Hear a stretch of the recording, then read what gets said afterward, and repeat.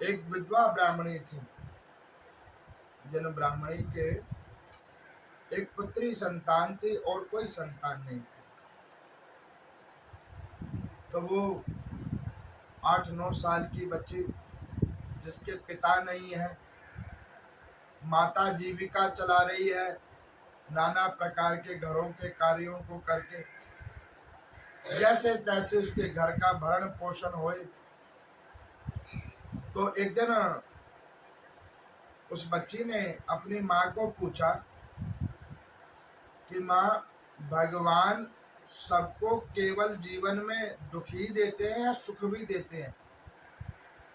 तो ब्राह्मणी ने कहा कि देखो, भगवान सबको उसके कर्म अनुसार सुख अथवा दुख देते हैं। सच्चाई यही है, हमें जो भी सुख अथवा दुख मिल रहा है वो हमारे अपने किए गए कर्मों का फल है। उसमें भगवान हमें ना कुछ दे रहे हैं ना कुछ ले रहे हैं, जो हमने किया है हमें वही दिया जा रहा है। तो उसने कहा कि माता देखो, हमारे भाग्य कितने खोटे हैं, एक पिताजी नहीं, उसके बाद आपको कोई पुत्र भी नहीं। अब वो जब ये बात कही तो ब्राह्मणी बड़ा रोए कि भाई भाग्य तो जरूर हमारे खोटे हैं कि कोई पुरुष हमारे पीछे नहीं। तो उसने कहा कि बेटी वो तो चलो अब जो है वो हमारा और तुम्हारा मुकद्दर है, कोई बात नहीं, लेकिन तुम दुखी क्यों हो? तो वो कहने लगी कि माँ, मैं देखती हूँ कि हर घर में किसी के भाई है, किसी का पिता है, किसी के और रिश्तेदार हैं, नातेदार हैं, हमारा कोई नहीं है। अब इस बात को सुनकर उस ब्राह्मणी के मन में भी बड़ा भाव आया कि हमारा वाकई कोई नहीं है। अब वो दोनों माँ बेटी बैठकर खूब रोई। तो वहां से एक महात्मा जी जा रहे थे। उन्होंने देखा कि भाई बड़ी विचित्र बात है, इस संसार में असहाय स्थिति में और दुखों को जो हमारे कर्मों अनुसार हमें मिला है, उसमें भी अगर कोई सहारा देने के लिए आ जाए तो वो हमारे लिए भगवान है। अब यहाँ पर उन महात्मा जी ने देखा उन दोनों को रोते हुए, उनकी करुणा जगी। उन्होंने कहा कि अरे बेटी तू रो क्यों नहीं है? तो वो बच्ची बोली कि महात्मा जी, हमारा कर्म देखो, ना हमारे पिता है ना हमारे भाई हैं। महात्मा जी ने उस बच्ची की बात को सुना, आंखें सजल हो गई। उन्होंने कहा कि अच्छा, एक काम कर, देख तेरे पिता को तो हम ला नहीं सकते, भाई उत्पन्न होगा कैसे, लेकिन हम तुमको एक बात बतलाते हैं, आज से तू मुझे अपना पिता समझ, मानस पिता हम तुम्हारे बन के रहेंगे और तुझे तेरे को एक भाई भी देते हैं। तो उन्होंने कहा कि आप दो, हमारे भाई कहाँ हैं? तो उन्होंने कहा कि लो, हम तुम्हें भाई देते हैं। महात्मा जी ने अपने झोली में से शालिग्राम भगवान निकाले।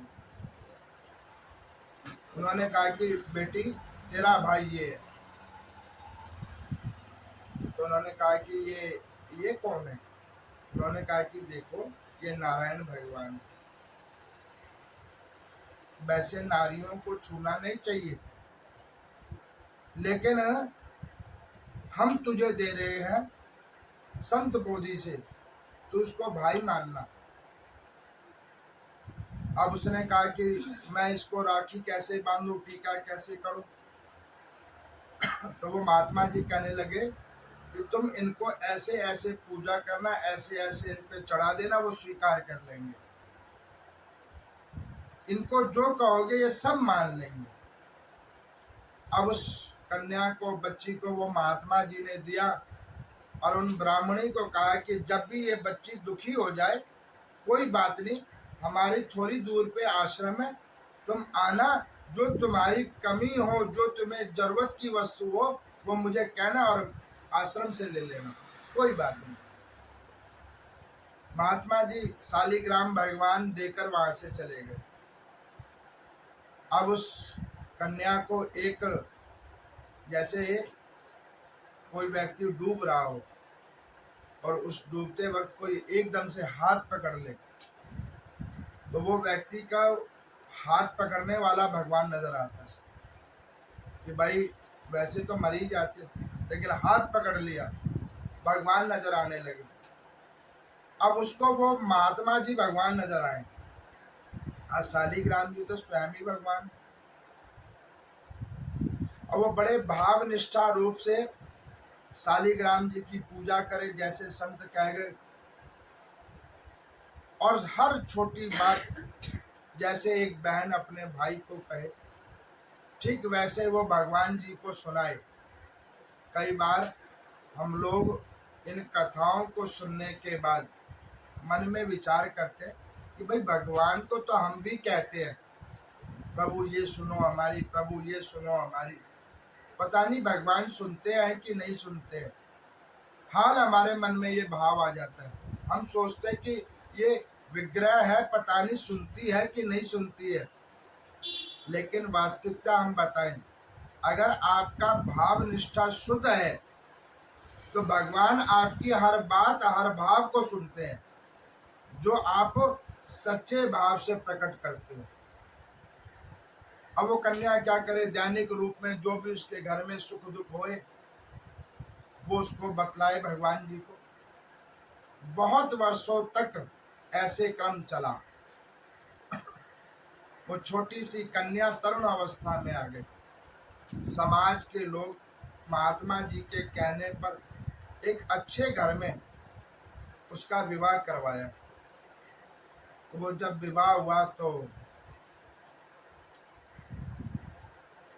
महात्मा जी को जाकर कहा उसने कि पिताजी, अब ये भगवान जो है शालिग्राम जी जो हमारे भाई हैं, इनको हम अपने घर ले जाएं या आश्रम में छोड़ें।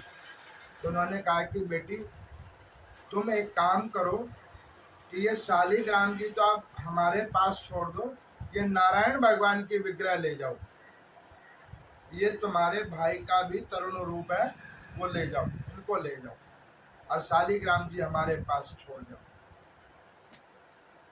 अब विवाह हुआ, नारायण भगवान की विग्रह ले आए घर में। अब भगवान क्या करते, उस भक्त के भाव को देखकर वो जब जब जो जो चीज उसके दुख होता, जिस चीज की अभाव होती, तो कोई ना कोई रूप लेकर वो आते और उसकी अभाव की पूर्ति करते। कभी किसी रूप में, कभी किसी रूप में उसकी अभावों की पूर्ति करने के लिए नारायण भगवान आ जाते। अब वो क्या करती कि जब विवाह हुआ तो अपने घर गई, तो वहां पर में जो कुछ दहेज में सामान उस महात्मा के द्वारा प्राप्त हुआ था, तो उसमें वो नारायण भगवान की मूर्ति भी देखी। तो सास ने क्या किया, नारायण भगवान की मूर्ति को लेकर अपनी तिजोरी में रख लिया। अब वो नारायण भगवान की मूर्ति को लेकर तिजोरी में रख लिया। वो बड़ी कुंठित हुई, मेरा भाई, तिजोरी में बंद कर दिया। अब चांदी की मूर्ति, अब सास ने तो मूर्ति समझा, उसे क्या पता भगवान तिजोरी में बंद कर दिया। भाई दूज का पर्व आया, खूब भाव उमड़े, मेरा भाई। अब सास को कहे कैसे, और सास की बुद्धि की मलिनता देखो, वो भगवान को मूर्ति समझे। ये उसी सास की नहीं है स्थिति, ये हम सब की स्थिति है। अभी आप एक कथा को सुन रहे हो, कोई रोचक कथा समझ रहा होगा, कोई सोच रहा होगा कि पता नहीं ये पंडित जी की एक छवि का निरूपण है, कोई ये सोच रहा होगा कि अच्छा ऐसी भी कोई कथा होती है। लेकिन कोई इसको सत्य समझ रहा होगा, जिसको ये समझ में आ रहा होगा कि ये नारायण की ऐसी भी कृपा होती है और ऐसी भी लीला होती है। अब उन्होंने क्या किया कि उस नारायण भगवान को तिजोरी में रख दिया। भाई दूज का पर्व, अब उसके मन में रहा नहीं गया। तो उसने कहा कि माता जी हमारे कोई भाई नहीं है, ये नारायण भगवान ही हमारे भाई हैं। तो आप एक काम करो कि आप पूजा करने दो, उसके बाद आप फिर तिजोरी में रख लेना, कोई बात नहीं। अब सास ने सोचा कि पता नहीं अब अगर हमने इसको दे दिया ये कहीं फिर रख ले, क्या करे भाई, इसकी माँ के पास तो वैसे पैसा नहीं है, क्या पता इसको क्रय विक्रय करके वो धन माँ को ना दे दे। सास को बार बार कहा और सास ने एक भी बार हामी नहीं भरी। जब हामी नहीं भरी तो उसके बड़ा भाव उमड़ा कि बताओ, और तो हमारे जीवन में कुछ था नहीं, एक महात्मा जी की कृपा हुई, नारायण भगवान मिले, उनको हमने भाई बनाया, और संसारिक रूप से बनी हुई सास ने उसको भी तिजोरी में बंद कर दिया। इधर नारायण भगवान तैयार होकर बैठे हुए हैं कि उस भक्त के ऊपर कृपा करने के लिए जाना है। लक्ष्मी जी ने पूछा, नाथ क्या बात है? उन्होंने कहा कि देखो, एक भक्त है हमारा जिसने हमें अपना भाई बना रखा है, और उसकी ऐसी कर्मजली सास है जो उस विग्रह को वो मूर्ति समझे, धातु समझे। लक्ष्मी जी ने कहा कि नाथ फिर करना क्या है? उन्होंने कहा कि नहीं, करना तो अब कुछ ना कुछ पड़ेगा, नहीं तो उस भक्त की अधीरता वो हमें सहन नहीं होगी। अब उसने क्या किया, जाकर अपने पति को कहा कि आप अपनी मम्मी को कहो कि वो बस पूजा करने दे, फिर आप रख लो। मुझे तो कभी कभी ये समझ नहीं आता कुछ घरों के उलट पुलट नियम होते क्यों हैं। अरे पूजा पाठ का कोई नियम नहीं होता, पूजा पाठ का कोई नियम नहीं होता। पूजा पाठ का एक ही नियम होता है, श्रद्धा और भाव, बस, और कोई नियम नहीं होता। अब उसका पति कहने लगा कि देखो, हम तो अपनी मम्मी से ज्यादा बात नहीं करते हैं, पता नहीं उनको बुरा लग जाए और कह दे कि बहू के सिखाए में तुम हमको आए हो कहने के लिए, हम इतनी बात तो नहीं करेंगे। तो उन्होंने कहा कि फिर, कहा कि कोई बात नहीं, अब तुम्हारा भाई है या नहीं है, वैसे तो वास्तविक भाई तुम्हारा है नहीं, अब जब तुम्हारा भाई मूर्ति है, वो अपनी रक्षा स्वयं ना करे, उसको कोई उठा के तिजोरी में रख दे, तो ऐसे भाई को टीका करने का क्या फायदा? कोई फायदा नहीं। अब ये बात जब पति ने भी कह दिया तो उसके मन में बहुत दुख हुआ कि बताओ, हमने कोई सोना मांगा, चांदी मांगा, धन पैसा कुछ मांगा? कुछ नहीं मांगा।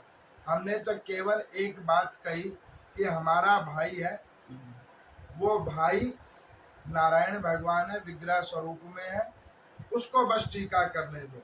अब वो रोती रही, सुबह से लेकर शाम हो गई, उसने अन्न जल नहीं ग्रहण किया, और उसके घर वालों ने किसी ने पूछा भी नहीं कि भाई तू क्या बात है, नाराज क्यों है, भूखी क्यों है, किसी ने नहीं पूछा।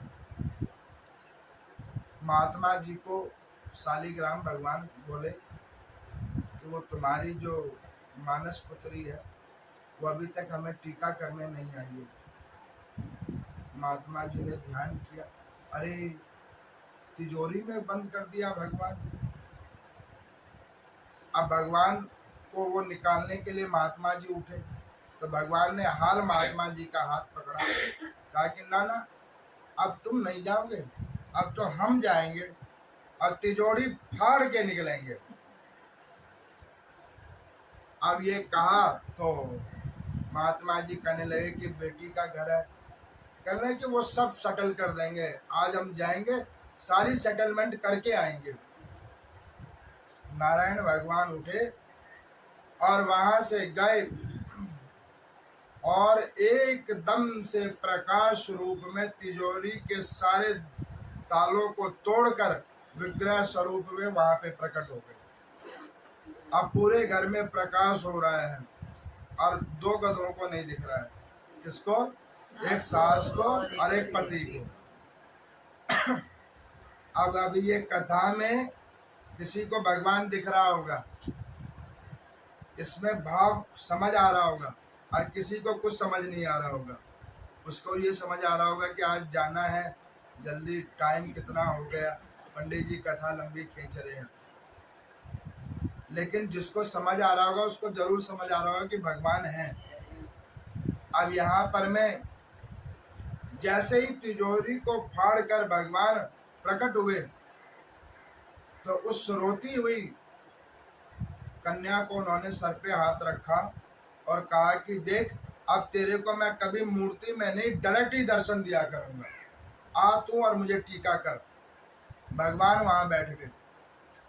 भगवान को देखकर उसके मन में ऐसा भाव उतरा, कहने लगी कि नाथ, आज तक मैं सोचती थी कि भगवान केवल मंदिरों में होते हैं, मूर्तियों में होते हैं, और तो और किसी नित्यनेम में होते हैं, लेकिन मुझे पता लग गया भगवान केवल और केवल प्रेम में होते हैं। आपने प्रेम की प्रधानता को स्वीकार कर ली। अब उसने भाव निष्ठा रूप से भगवान को वो टीका किया। भगवान बड़े प्रश्न हुए, कहने लगे कि मांगो, तुम्हें क्या चाहिए। कहने लगे कि नाथ, पुनः पृथ्वी लोक पे नहीं भेजना, पुनः पृथ्वी लोक पे नहीं भेजना, क्योंकि इस संसार में आपकी भक्ति का कोई मोल नहीं समझ सकता, और हमारे कर्मों में इतनी अशुद्धि है कि हमें कभी उन अशुद्धियों के कारण आपकी भक्ति सुलभ रूप में प्राप्त नहीं होती। नारायण भगवान कहने लगे कि ये ज्ञान की बातें तू बंद कर, ये तो हम तुझे वैसे ही करके देंगे, लेकिन तू कुछ मांग ले। तो उन्होंने कहा कि नाथ, जब आप तिजोरी फाड़ के आ ही गए हो बाहर, तो ऐसा कोई काम कर दो कि तिजोरी के अंदर वापस मत जाओ। भगवान कहने लगे कि अभी देखो, अब हम ऐसा ही काम करके जा रहे हैं। भगवान की वो विग्रह घर के मध्य में जाकर ऐसी स्थिर हो गई जिसको हिलाने से भी कोई ना हिला पाए। और माता जी की जब बुद्धि खुली, देखा तिजोरी फटी हुई है और विग्रह का कोई छोर और नजर नहीं आ रहा, घर के मध्य में बैठ गए नारायण भगवान। तब उसे समझ में आ गया कि ये वास्तविक में भगवान है, ये विग्रह नहीं है, वास्तविक में भगवान है। तब उसको अपनी बहू की गई पूजा के भाव का मतलब समझ में आया। उससे क्षमा याचना की, नारायण भगवान से क्षमा याचना करी। उसके बाद से उसके ऊपर भी भगवान श्री हरि की कृपा हुई।